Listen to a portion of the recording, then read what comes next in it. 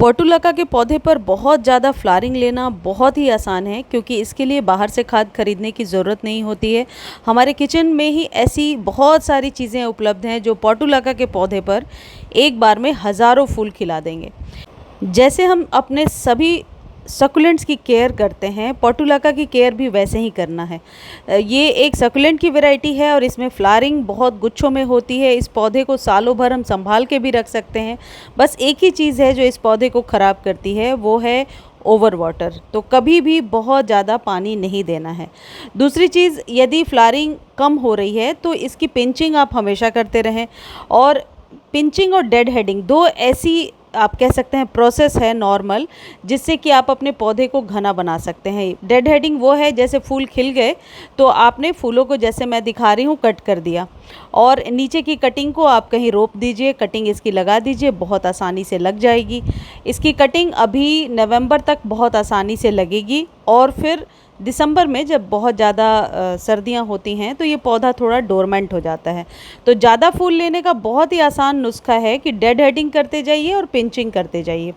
दूसरी चीज़ ये है, जो कंटेनर साइज़ है वो 8 इंच का यदि आप रखते हैं और मिट्टी का कंटेनर लेते हैं तो ये पौधा बहुत अच्छे से ग्रो होता है। हालांकि मैंने एक मिट्टी के गमले में और एक प्लास्टिक में लगाया है, दोनों में फ्लावरिंग सही हो रही है।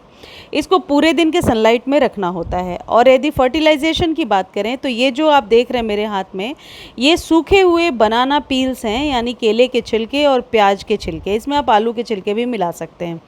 या तो आप इसे पाउडर बना लीजिए और एक एक चम्मच इसे हर एक 3-4 दिनों पर दे दीजिए, या पानी में भिगो दीजिए और उस लिक्विड को यूज़ कर लीजिए। दूसरी चीज़, एक चीज़ ध्यान रखिए कि जो सॉइल है वो बहुत ड्राई होना चाहिए।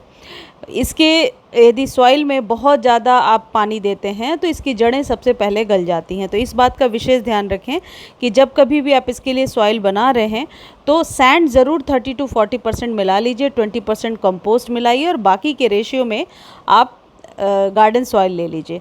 पूरे दिन के सनलाइट में रखिए और देखिए जैसे इसमें बहुत सारी कलियां बन रही हैं और जो फूल खिल गए हैं उन्हें यदि हम नहीं हटाएंगे तो वो स्टेम वहाँ से स्पेंट होने लगती है, ख़राब होने लगती है और इक्का दुक्का फूल ही रहते हैं।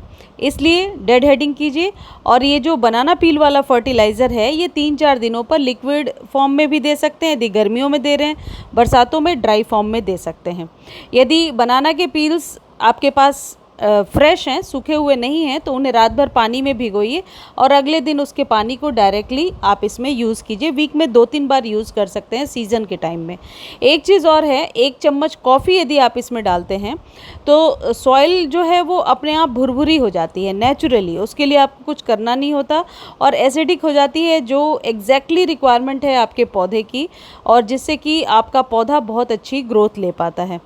ये जो बनाना पील वाले फर्टिलाइज़र हैं इनमें क्वांटिटी की कोई ऐसी वो नहीं है। आप 3-4 बनाना पील्स ले लीजिए, 3-4 प्याज के छिलके ले लीजिए और इन्हें पानी में भिगोइए, अगले दिन छान करके इसके पानी को यूज़ कीजिए।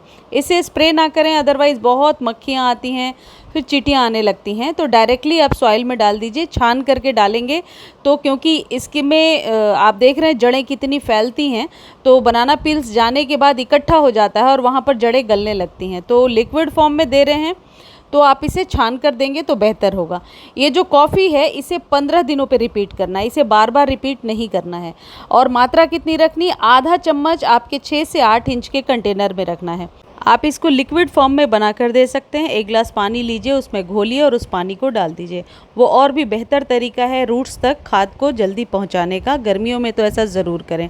नवंबर के बाद आप इसे बचा कर रख सकते हैं 2 महीने के लिए। उस टाइम में रीपॉट नहीं करना है और पौधे को खाद नहीं देना है, सिर्फ धूप में रखना है। धन्यवाद।